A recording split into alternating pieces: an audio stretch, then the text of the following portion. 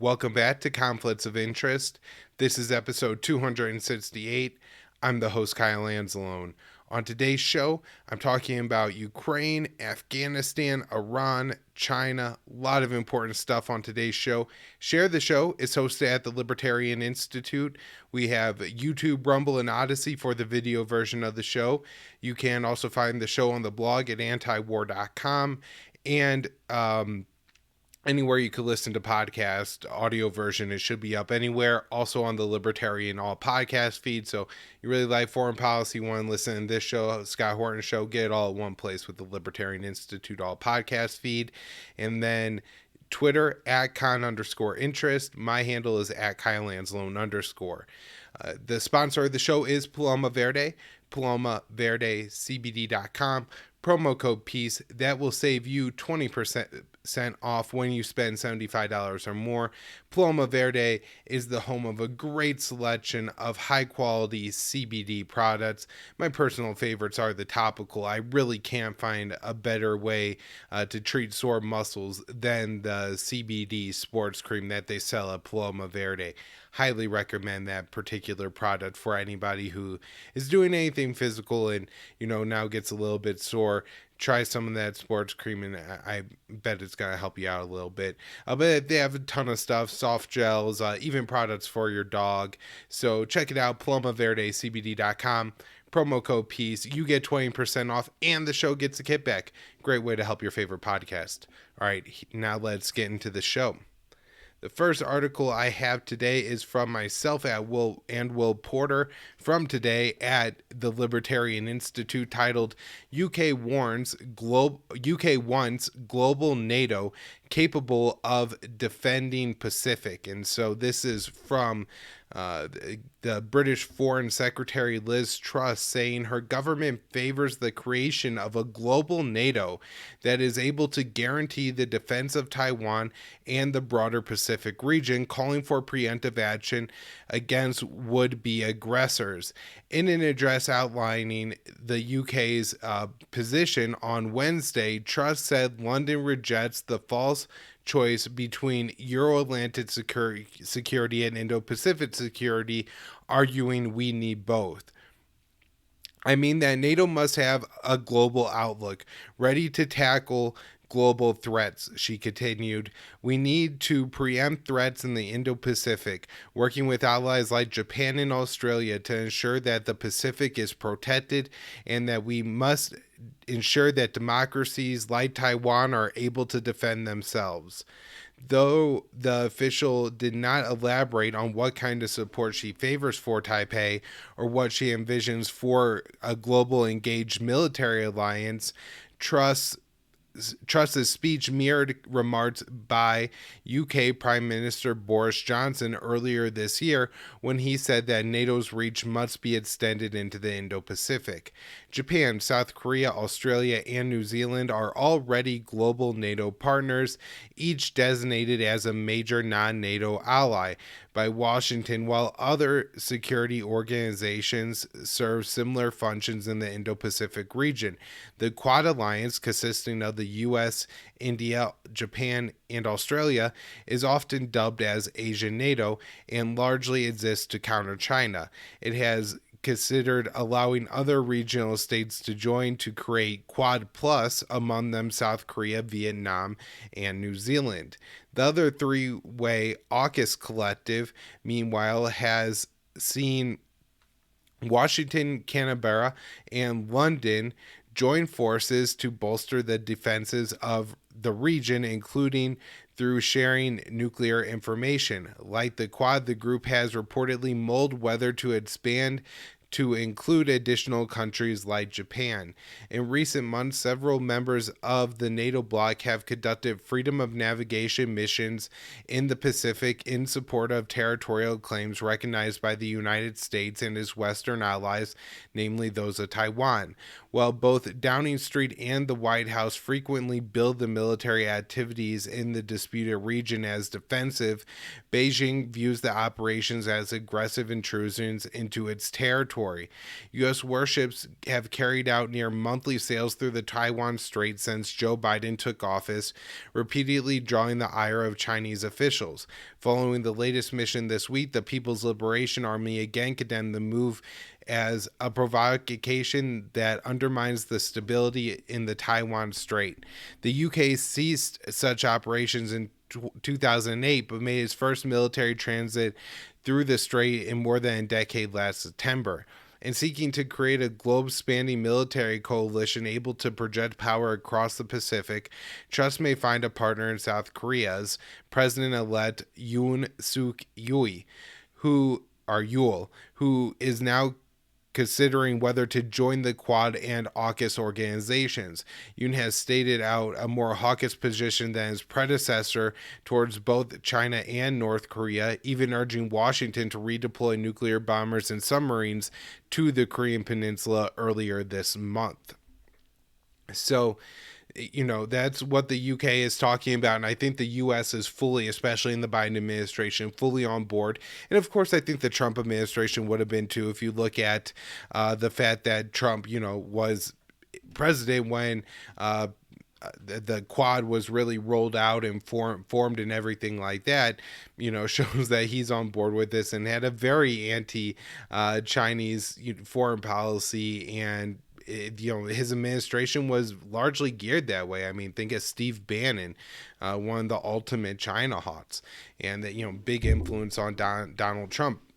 So I do think the Trump administration probably would have gone along with this too, but the Biden administration is definitely on board in a big plan, in big favor of this, and incorporating more of the Europeans into these more anti-China missions. Now, it's crazy that this is going on as all these countries are so focused on Russia. You think maybe they'd be more interested in tackling one problem at a time, and that's not necessarily to say that they can't be concerned about the Taiwan issue, but that they would maybe be calling for a global NATO, something that's definitely going to be seen as provocative by China, especially after China saw what happened with Ukraine and how the West is using it as a proxy war against Russia. So we have this story from Dave DeCamp at antiwar.com. Beijing condemns latest U.S. warship passage through the Taiwan Strait. And here I just want to note that the U.S. did send the USS Samson, a guided missile destroyer, through the Taiwan Strait on Tuesday. And this keeps up with the 1-a-month pace that has been going on throughout the Biden administration.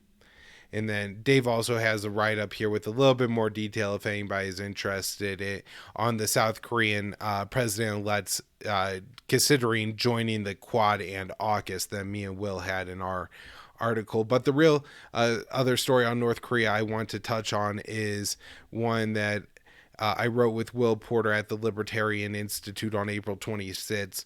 North Korea plans future nuclear weapons development. North Korean Supreme Leader Kim Jong-un has announced his country will further develop its nuclear capabilities, vowing to build up its arsenal following a flurry of tests in recent months. During a military parade on Monday night, Kim said the DPKR would continue to take measures to strengthen and develop its nuclear forces at the fastest possible speed, adding that his army could deploy its ultimate weapon at any time if threatened with attack. In preparation for a turbulent political and military situation and all kinds of crises in the future, we will go further and more steady on the road to self-defense and modern force construction, he continued, calling to create a new generation of advanced armaments. The statement came after a military parade to commemorate the 90th anniversary of the Korean People's Revolutionary Army, the guerrilla force organized by the founder of North Korea, Kim Il-sung, to combat invading Japanese troops during the 1930s. Though U.S. officials have warned For weeks, Pyongyang could use such a ceremonial event to test a nuclear warhead. No bomb test was announced. The DPKRK has conducted 6 detonations since 2006, though has held to a self-imposed moratorium announced in 2017.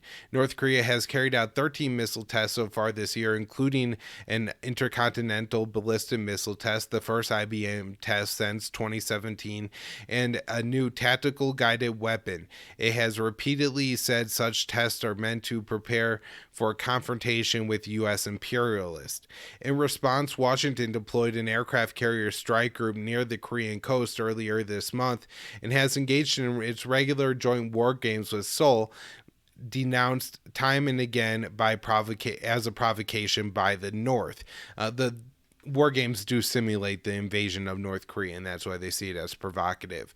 The heightened tensions on the Korean Peninsula came after a few years of reduced weapons testing and military maneuvers as a result of the diplomatic efforts by former President Donald Trump. Though North Korea has dismantled a nuclear weapons testing site in 2018 ahead of a round of talks, the South Korean government says the site is now being restored. So that is, I believe, all the news I have on North Korea. What's going on the Korean Peninsula, but all that is important. Also want to mention that there's heightened tensions over the Solomon Islands. I have been talking about this some on the show, but mainly in relation to how infuriated I am that the Secretary of State, Antony Blinken, in the days leading up to Russia's invasion of Ukraine, rather than talking with Sergei Lavrov and holding the necessary meetings to potentially try to avert that war, he was busy in the Solomon Islands trying to open an embassy. Now the Solomon Islands has gone ahead and signed a military agreement with China, which has really upset both Australia and the U.S. particularly, although it's not exactly clear that this is in any way an important move. The U.S. is planning on deploying more submarines in Guam in the future, and this is going to be a significant increase of military capabilities that the U.S. has in the region. To go along with what Truss said, U.S. Secretary of State Antony Blinken said the U.S. will give Taiwan all it needs to defend its democracy. And then there's this interesting development between Pakistan and China where this new Bachlistan Bach Liberation Army, which I believe is a separatist group, a newly formed separatist group in Pakistan, carried out a suicide attack using a female, I believe, teacher as the suicide bomber, targeting 4 Chinese teachers and killing them in that suicide bombing, I believe, in Istanbul. China was very upset about this and called for immediate justice, and this group BLA has issued more threats towards China. And so I see an escalation of violence coming here. The relationship between Beijing and Istanbul is very important for Istanbul, and I think this will give Istanbul this excuse maybe the new government is looking for to carry out larger military operations against groups like the Trinki Taliban, the BLA, ISIS-K, which is kind of just the Trinki Taliban in Afghanistan. All right. Now I want to move on to talk about another article that I wrote for the Libertarian Institute. NATO is waging a proxy war in Ukraine, says Russian foreign minister. And then I want to kind of break down if this really is a proxy war in Ukraine.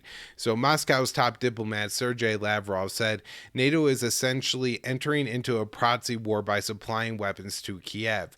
Lavrov claims Western arms transfers to Ukraine amount to a proxy war and that the shipments are legitimate targets. NATO, by supplying weapons to Ukraine, is essentially entering into a proxy war with Russia. He added, of course, these weapons will be legitimate targets for the Russian armed forces involved in the special operations. On Monday, Russia targeted several Ukrainian railroad sites that are used to transport weapons and a building used to store weapons near Odysee. And Ukrainian officials claim the Russian attacks killed civilians. Now, I think Russia carried out more strikes on some of these weapon sites today, which they haven't done a whole lot of yet. Now, the sites, while they are carrying weapons, our civilian infrastructure. And so, this is like maybe a Lusitania type situation where if Russia is bombing rail lines that are carrying weapons, well, they're potentially killing civilians, as Ukraine claims, but also destroying key civilian infrastructure and things like that too. This could be pretty serious to destroy a lot of Ukraine's rail infrastructure.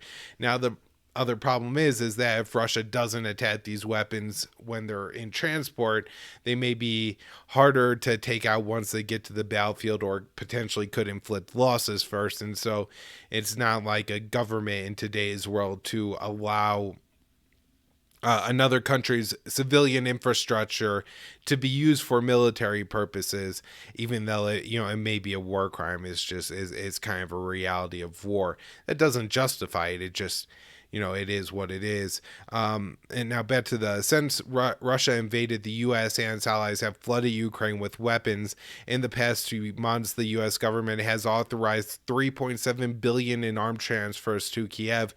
Germany, Britain, and Poland promised armored vehicles and tanks for the war effort in the past week.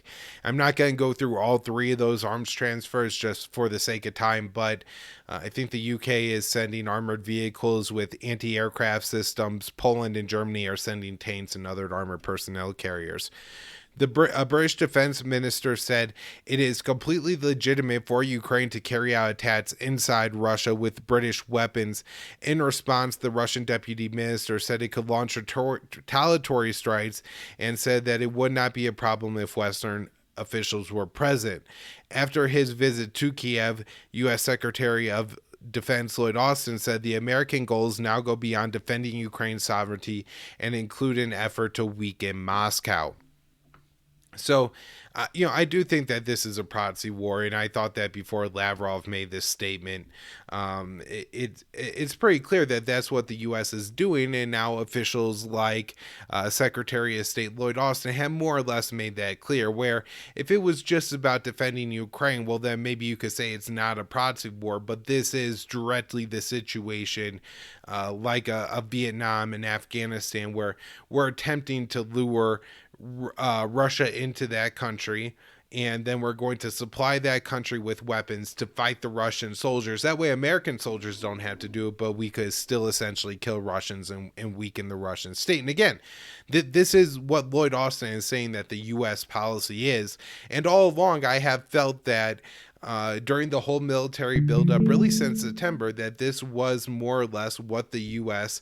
Was hoping to do with its with the developing geopolitical intentions in Ukraine.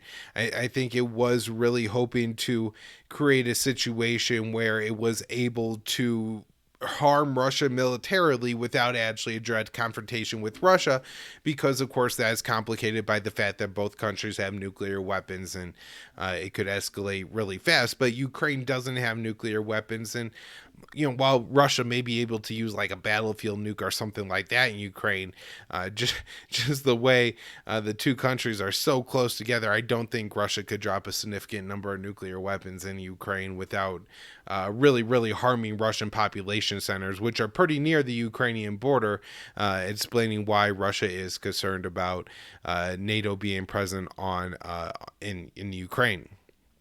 So, one of the things that I think makes this even more of a proxy war, though, is now it seems that the Western states are interested in launching attacks directly targeting Russia, right? Like, this isn't even just a war against the Russian troops invading Ukraine, but now rather a war against Russia. And so this from Day to Camp, April 27th at antiwar.com. More blasts reported in Russia provinces bordering Ukraine. A series of explosions were reported in several Russian provinces bordering Ukraine early Wednesday, and a fire broke out at an ammunition depot in the city of Belgorodo, which is about 20 miles north of the Ukrainian border. The blasts were reported in the provinces of Kursk and Voronozh in the latest suspected Ukrainian attacks inside Russian territory. On Monday, Ukraine reportedly launched strikes on two oil depots in the Russian city, in another Russian city, which was about 70 miles from the Ukrainian border, deeper inside of Russian territory than other reported Ukrainian attacks. Russian media reported major fires at a military facility in the city holding 100 or 10,000 tons of fuel, and a second fire at a military fuel depot holding 500 or 5,000 tons of fuel. A source told Middle East Eye that Ukrainians are believed to have used Turkish-made TB2 drones in the attack, while Ankara hasn't been nearly as hawkish towards Russia as other NATO members in the current conflict. Ukraine has purchased military equipment from Turkey for years. Since 2019, Ukraine has bought dozens of the TB2 drones from Turkey. The first reported use of the drones since Kiev purchased them happened in October 2021 when Ukraine targeted a mobile artillery unit in the eastern Donbass region. Ukraine hasn't taken responsibility for the attacks inside of Russia, but Ukrainian officials have hinted at involvement. Ukrainian presidential advisor said Wednesday that when you are massively attacked by another country, then sooner or later the debts will have to be repaid.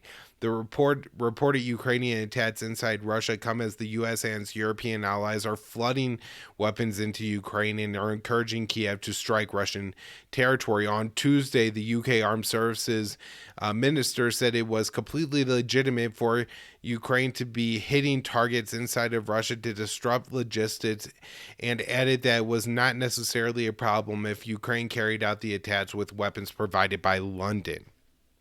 So this I think is very significant and does very much add to the fact that this is now a real full-on proxy war between the West and Russia, and of course it's going to come at the expense of a lot of Ukrainian lives.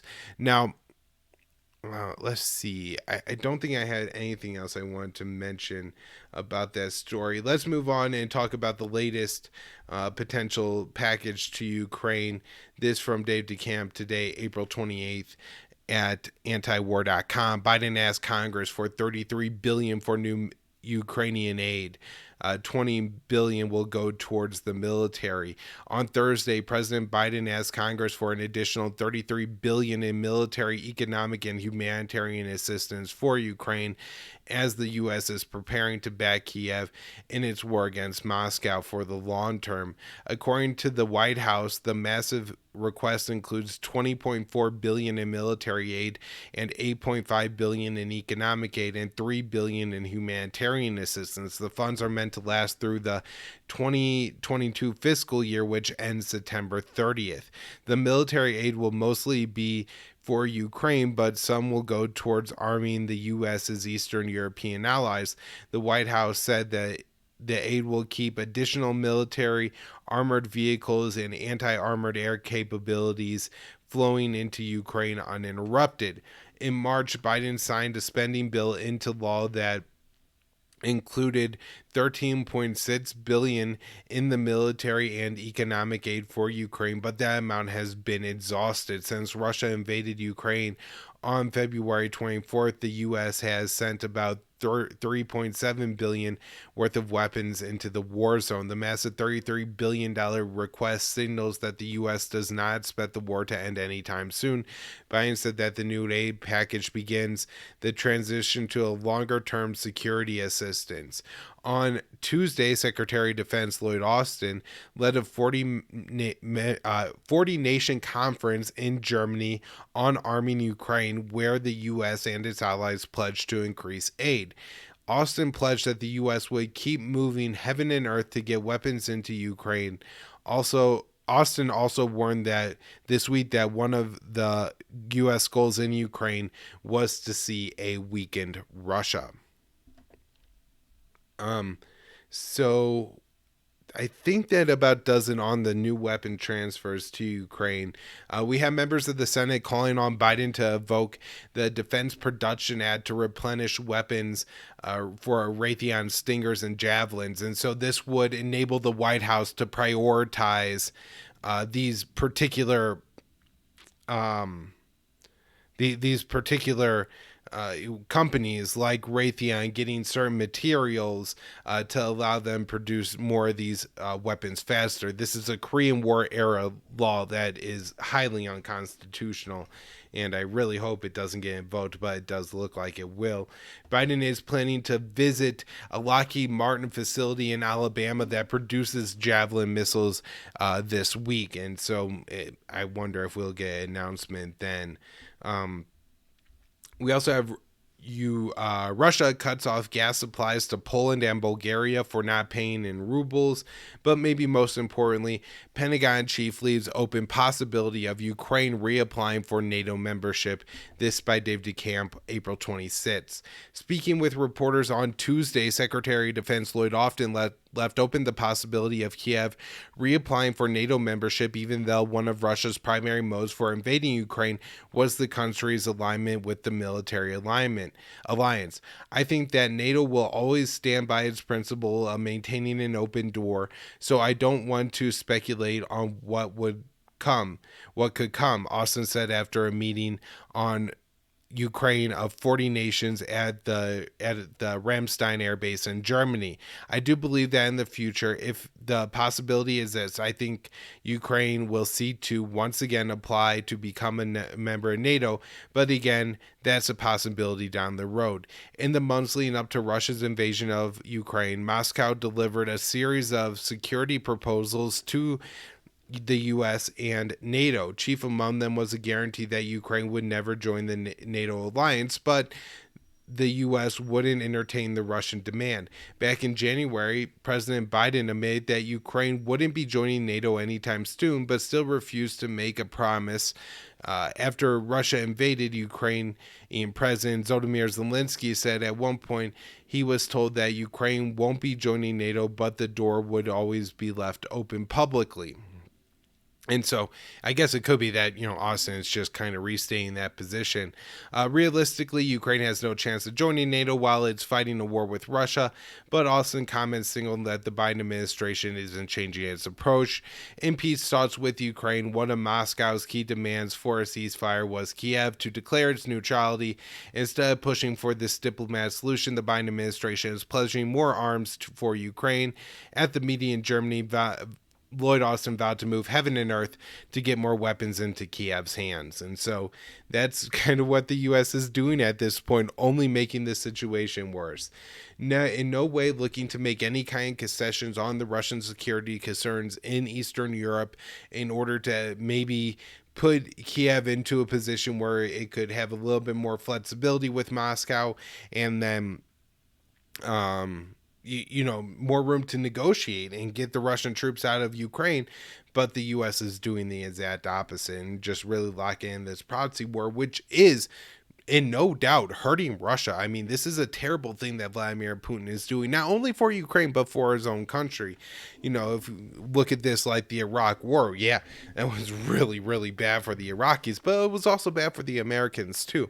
And I'm sure that Russia is going to play out a lot of the same consequences here. Now, there may be more security concerns and more to gain in that perspective from Russia here, because Ukraine is a neighboring state and not halfway around the world. However, I think a lot of the same lessons are going to apply that aggressive warfare, which is what Russia is doing here. It doesn't really work or play out well. Oh, one more important story here was that the Pentagon said that it passed intelligence to Ukraine that was used to down a Russian troop transport plane, killing hundreds of Russian soldiers. And so, yeah, definitely adds more to the proxy war, argument. Let's see. The next article I have is shocking. For myself and Will Porter at the Libertarian Institute, U.S. abandoned billions in military gear meant for Afghan Army, some sent to Ukraine. When the last American soldier left Kabul in August, the U.S. left behind $7 billion in military equipment it had given to the Afghan army, more than one-third of all the gear it donated over 16 years. More than 300,000 of the total 300 weapons the U.S. gave to Afghan forces remained in Afghanistan at the time of the U.S. military withdrawal, CNN reported on Wednesday, citing a Pentagon document it was authored to view but not published. The deserted weapons include $1 billion in aircraft, over 10,000 air-to-surface munitions worth some $6.5 million, over 40,000 vehicles, and 17,500 pieces of explosive detection, economic countermeasures, disposal, and personal protective equipment. It's unclear what aircraft were abandoned, though the Defense Department said that 78 were left at the Hamid Karzai International Airport in the Afghan capital, were all demilitarized and rendered inoperable before the U.S. withdrawal. Nearly all the night vision, communications equipment, and biometric technology procured for local forces was left behind, or around 42,000 pieces of specialized gear, the report continued. Moreover, some equipment intended for the now defunct Afghan army made its way to Ukraine. 5 Mi-17 helicopters were in Ukraine for overhaul maintenance when the Taliban assumed control over Afghanistan. Remember, this was back in March. There were already these Afghan helicopters in Ukraine for some reason. On March 11th, the helicopters were officially placed under control of Kiev. In recent weapons package, the White House announced it would send additional Mi-17s to Ukraine. In addition to the helicopters, Washington has also delivered millions of rounds of ammunition, 119,000 high explosive mortar rounds, almost 100,000 fragmentation grenade cartridges, and 37,000 shells to Kiev, all initially procured for Afghanistan but never shipped to the country. The Pentagon has no plans to retrieve or destroy the equipment. It remains unclear ultimately what will end up of it, though the report noted that most of the gear requires specialized maintenance that the DoD contractors previously provided to Afghan forces, suggesting that it may not be operable with the help of technical knowledge and support. I would really love to be able to read this whole report because, of course, whatever we're only getting through the lens of CNN, a deep state stenographer, just passing along whatever information that the people are allowed to know. But there's a good amount of information about those weapons that were left behind and just how incompetent failures the U.S. project in Afghanistan has been over the past 20 years. That's really all I have on Afghanistan for today. Not too much news. We'll move on and talk about Iran. Iran wants urgent new meeting on nuclear talks. This from Jason Ditz at antiwar.com on April 25th. Iranian officials rarely appear in a rush in the ongoing Vienna talks, but today have called for urgent new meetings to revive the process, saying it was time to decide on face-to-face meetings. That's a step forward in the progress, as most of the talks have been indirect, with EU moderators trying to keep everything moving. Talks have been stagnant for several weeks now.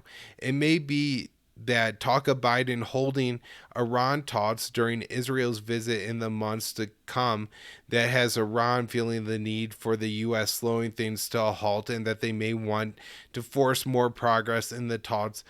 By all indications are virtually done. Israel has been trying to slow things, and the Biden administration has been slowed by an invitation. Iran is virtually obliged to counter that it will push to make things happen. And so, it doesn't look great. And then we had this statement from an Israeli official, as Jason Ditz explains here. Even though there have been no talks in 6 weeks, there have been no signs of new talks to come. The Biden administration says it is not shutting the door to the idea of a nuclear deal with Iran, at least not yet. And so Oh, my mistake. I actually meant to, I think, mention this one first that says Israeli officials say Biden close to declaring Iran talks a failure. And so this came before the statement I just read. So I want to mention that. But there was an Israeli official who said that Biden was near, saying we're done with the Iran talks. But then we had a statement today with Secretary of State Antony Blinken telling Congress that it's still possible for a deal to happen and that the U.S. hasn't given up on the Iran nuclear. So that's the little bit of good news in Iran talks. They're not completely closing the door on a potential deal. Now, another interesting story here. Iran targets Pompeo. This from Dave DeCamp at antiwar.com. Blinken claims that Iran is trying to kill Mike Pompeo, current U.S. officials. Secretary of State Antony Blinken claimed without evidence on Tuesday that attempts by Iran to kill former Secretary of State Mike Pompeo and other former and current U.S. officials are real and ongoing. Blinken told Congress that he was confirmed the details of the State Department report that made public last month. According to the document, Blinken has decided to extend taxpayer-funded security for Pompeo and Brian Hook, who served as special envoy for Iran under Pompeo. And so, Pompeo really wanted to kill Iranians. And so if the Iranians are still upset. I don't authorize assassination efforts or anything like that, but I wouldn't be surprised that the Iranians are particularly upset with these two people. Now, are they actually going as far as to try to target and kill U.S. officials? That seems a little. I'm very skeptical of that claim, but I wouldn't be surprised if Iran had motivations against any U.S. officials if Mike Pompeo wasn't at the top of that list. So. Last story here today. IG report Army risk wasted nearly $22 billion on virtual augmentation systems. And this I found an Inspector General report, and they basically say in this report that the soldiers are. The Pentagon isn't sure that the soldiers are actually going to want these new visual augmentation systems that's supposed to give them more range of view and everything like that. And that if they don't, it's unlikely that these are going to be used, and it's going to cause the waste of $22 billion of taxpayer money. However, I guess I want to note that they won't say the reason. They redacted in the report why the soldiers may not want to use the system. So I think there's a lot of news to come out here still, but these systems have already had problems. In October, the Army said it faced a months-long delay over field of vision issues. The Pentagon IG reports notes that concerns led congressional officials to place a hold on $350 million in procurement funds in the Joint Expeditionary Statement to accompany the Consolidated Appropriations Act. And so, even Congress is looking to cut the funds given for this particular program, something they rarely do, even with the most spectacular military industrial complex failures for our weapon systems. And so other spending on military stuff, they're going to add $3 billion to the budget because gas prices are up, and that's the additional gas prices for the Pentagon totals $3 billion. They're going to spend $8 billion over the next 5 years, at least. I'm sure it'll end up higher, to replace the Patriot interceptor systems. And the UK is planning to purchase 74 F-35s.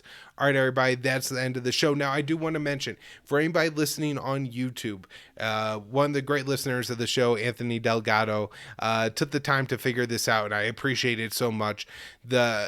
If you want notifications on YouTube, you had to unsubscribe and then resubscribe. We somehow got hit with some strange label a while back. I've never made videos for kids on this channel. I've always marked them not for kids. But anyways, YouTube made a mistake.